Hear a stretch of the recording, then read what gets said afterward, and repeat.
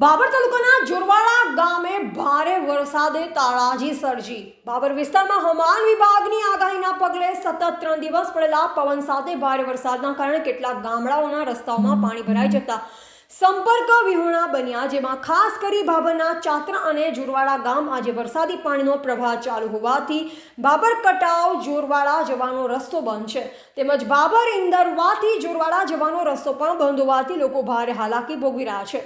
રસ્તો બંધ હોવાના કારણે બીમાર ગ્રામ લોકોને તકલીફ પડી રહી છે। ભારે વરસાદના કારણે ખેતરો બેટમાં ફેરવાઈ જતા જુવાર, મગફળી, એરંડા, કપાસનો પાક નિષ્ફળ ગયેલ છે।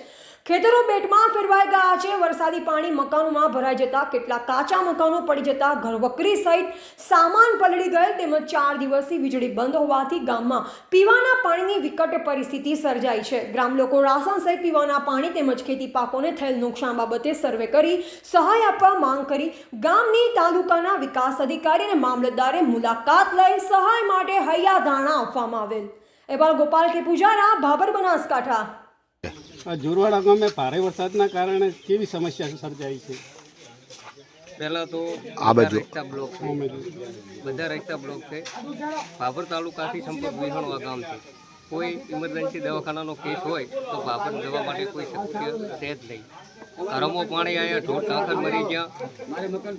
2015માં 2017માં જ્યારે આવી સ્થિતિ થઈ ત્યારે સરકારના ધારાસભ્યો, રાજ્ય સરકારના મંત્રીઓ બધાએ મુલાકાત લઈ ગયા, પણ હજુ સુધી એનું કોઈ નિરાકરણ આવ્યું નથી। પુલ બનાવી દઈશું, આમ કરશું, હજુ સુધી કાંઈ બન્યું નથી। કાલે પણ આવી ગયા, આ થઈ જાય છે, તે થઈ જાય છે, કશું બન્યું નહીં। પીવાના પાણીની મોટી સમસ્યા છે। કોઈ લાઇટ કાલે 5 દિવસે આવી, પણ જે ગામનું ટાંકું, ગામનો બોર છે એ બધું પાણીમાં છે। એ પાણી સુકાય, 10-15 દિવસે પાણી સુકાય છે, પછી પીવાનું પાણી અહીં ગામને મળશે। ઘરોમાં પાણી આવ્યા, હજુ સુધી તંત્ર દ્વારા કે સરકાર દ્વારા કોઈ રાહત કીટ કે કોઈ પણ ધારાસભ્ય કે કોઈ મંત્રીશ્રીઓ કંઈ પણ મુલાકાત લેવા આવ્યા નથી। આની આ સ્થિતિ છેલ્લે 2015થી આની જ્યારે વધારે વરસાદ આવે આની આ સ્થિતિ છે, પણ હજુ સુધી એનું કાંઈ નિરાકરણ થયું નથી। બોલો। કૃષ્ણાબેન ઠાકોર, ગામ જોરવાડા।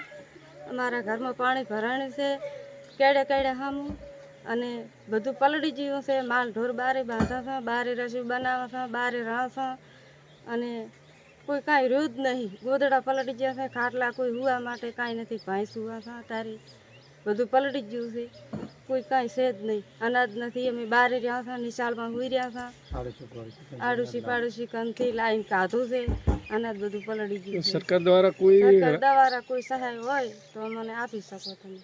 અત્યારે કોઈ રેશન કીટ કે એવું કંઈ મળ્યું ખરી તમને? એવું તો કશું જ મળ્યું નહીં।